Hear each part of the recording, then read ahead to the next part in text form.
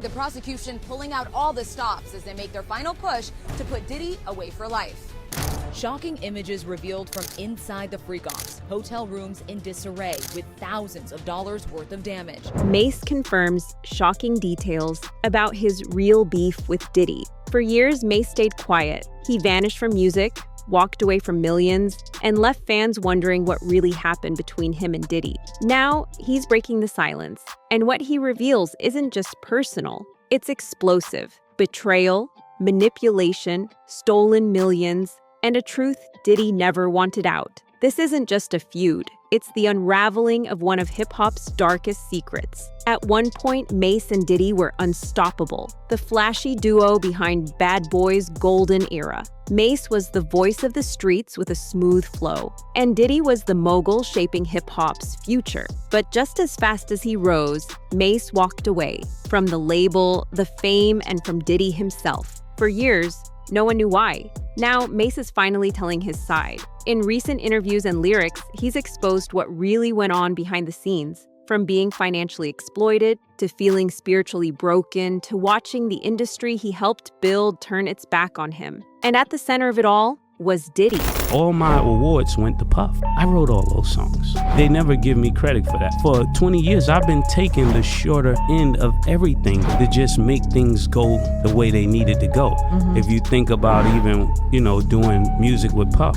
So that was songs I had as my single that they gave them. This isn't just a beef. It's a story about trust, silence, control, and a man reclaiming his voice after decades in the shadows. Let's get into what Mase revealed and how it could completely change how you see Diddy. Mase didn't just leave the rap game, he escaped it. And when he finally spoke, he made it clear. It wasn't about fame, religion, or a sudden change of heart. It was about survival. At the heart of his departure was a deep sense of betrayal from someone he once called a brother, Sean Diddy Combs. In his 2020 open letter, posted publicly during Diddy's Black Excellence campaign, Mase didn't hold back. He said Diddy had bought his publishing rights when he was just 19 for only $20,000 and then refused to sell it back unless Mase paid a price that a white investor had already offered. Mase called it hypocrisy, pointing out that Diddy preached ownership and empowerment while still profiting off of him decades later. I felt like I did more than I got credit for, more than I got paid for. You felt, or did you do that? I never got paid what I was worth, and I never got the respect I was worth. It's more like, you trying to keep me here, nigga. I'm not here. All my peers is up here.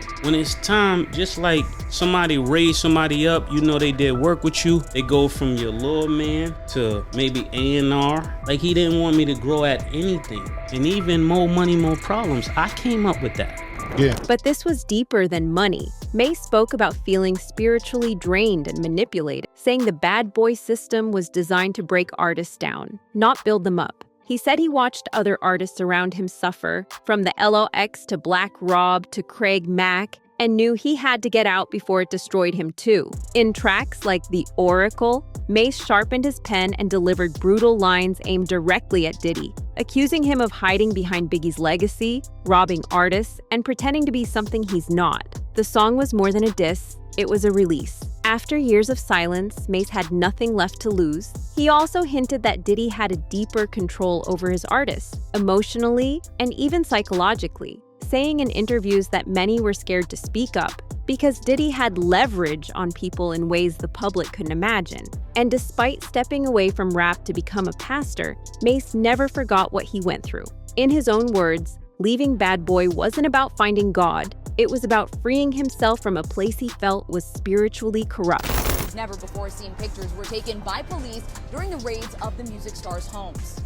Police photographed a collection of lingerie, 200 bottles of baby oil, and 900 bottles of lubricant as we see for the first time what some of those freak-offs looked like. Now, with Diddy facing lawsuits, federal investigations, and a growing list of public accusations, Mase's old words are hitting harder than ever. What once sounded like a bitter falling out now reads like a warning we all missed. In the late 1990s, Mase and Diddy were on top of the world. Mase's debut album, Harlem World, went multi-platinum, and his smooth flow and clean image helped make Bad Boy Records a commercial powerhouse after Biggie's death. He was Diddy's right-hand man, appearing in music videos, magazine covers, and even commercials alongside him. But at the height of his fame, in 1999, Mase shocked everyone by walking away from music. At just 24 years old, he announced he was retiring to follow a religious path. The industry called it sudden and strange, but Mase later revealed that his departure had more to do with what was happening behind the scenes than with any spiritual calling alone. You're not paying me and you're not respecting me.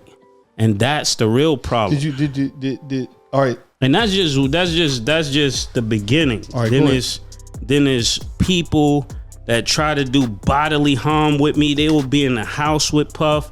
So I'm like, it's a funny game y'all playing behind the scenes. So when people see me, they just see me turned up. They just see me agitated. They just see me aggressive, but they don't know why. For years, Mase stayed quiet, but tension simmered. By the mid-2000s, he tried to return to music, but struggled. Rumors swirled that Diddy was blocking his comeback, still holding the rights to his music, and controlling his publishing. Things exploded publicly in 2020 when Mase dropped an open letter aimed at Diddy. In it, he called Diddy out for preaching about Black ownership while refusing to sell him back his publishing rights. Rights Mase claimed Diddy bought for $20,000 when he was a teenager, and still owned decades later. Mase wrote that he offered Diddy $2 million to buy them back, but Diddy refused. He also pointed to Diddy's history with other artists, including Biggie, the LOX, and Black Rob, saying that Diddy's empire was built on exploiting the people around him. In Mase's view, Diddy used the Black excellence narrative to cover up years of financial and emotional manipulation. In 2017 and again in 2020, Mase released diss tracks like The Oracle and Oracle 2, The Liberation of Mason Betha, where he delivered direct lyrical shots at Diddy. According to Mase, Diddy and TD Jakes have been hiding an insidious relationship for years. In these songs, he accused him of being a fraud, a thief, and someone who hides behind religion and legacy while destroying the very people who helped him rise. In light of recent events, Mase's warnings from years ago are being viewed in a new light. What once seemed like a personal feud is now seen as part of a much larger pattern, and Mase might have been one of the first to try to tell the truth. Mase's claims against Diddy, from financial exploitation to psychological control, once seemed like bitter industry drama. But now, those same accusations echo in courtrooms, lawsuits, and federal investigations surrounding Diddy in 2024 and 2025. In late 2023, singer Cassie filed a bombshell lawsuit accusing Diddy of rape, trafficking, and years of abuse. The case was settled quickly, but it opened the floodgates. Soon after, more lawsuits followed, accusing Diddy of operating a secretive network of coercion, manipulation, and intimidation, often tied to his music empire and celebrity parties. In early 2024, Homeland Security raided Diddy's homes in Los Angeles and Miami, with reports suggesting that authorities were investigating sex trafficking, drug activity, and surveillance abuse. Though no criminal charges have been filed yet, the scale of the raids signaled that the allegations were being taken seriously at the highest levels. Now, when fans revisit Mase's 2020 open letter and his lyrics in The Oracle, it's impossible to ignore the parallels. He spoke of being spiritually broken, of watching artists suffer in silence, and of an empire built on silence and control. At the time, people thought he was just venting, but now it reads like a warning that came too early and was ignored. Mase may have been the first major voice to call Diddy out directly, and with legal pressure mounting, his words may soon become part of the bigger case, not just against Diddy's business practices, but against everything he stood for. As the truth about Diddy begins to surface, several celebrities are showing support, directly or subtly, for Mase.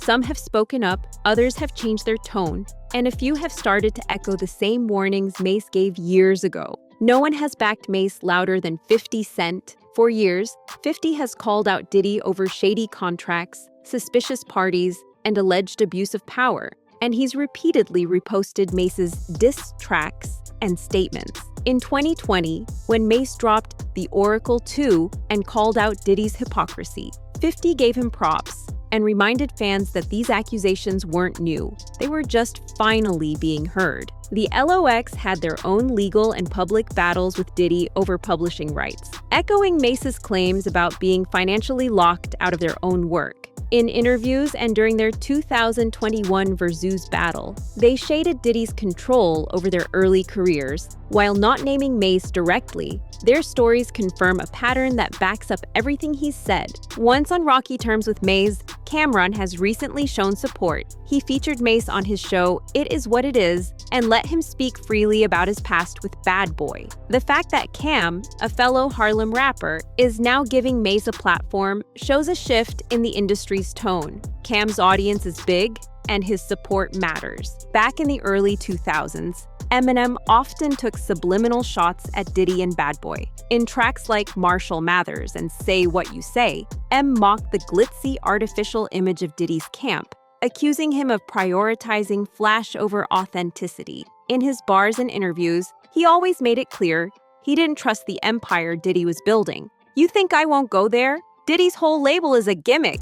Eminem never signed with Bad Boy, and that wasn't by accident. Though more focused on exposing broader music industry abuse, Jaguar Wright has repeatedly referenced artists like Mase who were broken spiritually and silenced financially. She's named Bad Boy Records as one of the machines that destroyed artists from within, directly reinforcing what Mase has been saying for years. More celebrities are staying quiet for now, but as lawsuits grow and pressure builds, the industry is slowly waking up to the fact that Mase wasn't bitter. He was early, and finally, it seems like he's being heard. Mase didn't just disappear, he was pushed out, silenced, and controlled. And while many thought he'd gone quiet over the years, the truth is he never really stopped exposing Diddy. He just did it in ways that the industry ignored, dismissed, or buried. One of the earliest signs came in the mid-2000s when Mase made a short-lived return to music with G-Unit. At the time, most fans saw it as just a comeback. But behind the scenes, it was actually an act of rebellion. By aligning with 50 Cent, Diddy's biggest rival, Mase was taking a public stand. He was sending a message: "I'm done playing by Diddy's rules." But industry politics made it nearly impossible for him to release new music, and many believe Diddy quietly blocked him from fully re-entering the game. Even when he turned to religion and became Pastor Mason Betha, Mase was still telling parts of the truth, not through bars, but through sermons. Archived footage from his early church days includes cryptic references to snakes in the industry, contracts signed in darkness, and people who look like friends but move like devils. It wasn't hard to read between the lines. In 2013, when Diddy tried to reunite former Bad Boy artists at the BET Awards, Mase was visibly hesitant. Despite appearing for the performance, he never rejoined the label, and later said in interviews that there was nothing to celebrate because the truth hadn't been told. What's also telling is how many of his public moves were met with sudden silencing. When Mase tried to buy his publishing rights back, Diddy allegedly demanded millions, then went on to preach about Black ownership in public speeches. Mase called it out immediately, but media outlets barely covered it. He wasn't trending, he wasn't heard. Even in radio interviews, Mase dropped small truths. In one Hot 97 appearance, he admitted he'd been used as a face to sell positivity, while the people behind the scenes were doing the opposite. He said the industry was built to own you, your music, your image, your spirit. But at the time, people were more interested in his church pastor identity than the real pain he was describing. Only now, in the wake of raids, lawsuits, and survivor testimonies, is the world going back to those moments and realizing Mase was always trying to tell us. He just wasn't loud enough for a world that didn't want to hear it. For years, the industry mocked him. Fans thought he was just preachy. The media painted him as a fallen star who couldn't handle the fame. But now, with lawsuits piling up, federal raids, and an avalanche of dark allegations against Diddy, it's clear Mase was right all along. He said Bad Boy broke artists spiritually. He said he was trapped in an unfair contract since he was 19. He said Diddy used people, then erased them. He said artists were afraid to speak out, and now we see why. What once sounded like bitterness is now being seen as the earliest cry for help from a system that was never built to protect the artists, only the brand. Mase didn't disappear, he didn't quit, he escaped. He chose his peace over fame, and when he tried to return on his own terms, Diddy made sure it wouldn't be easy.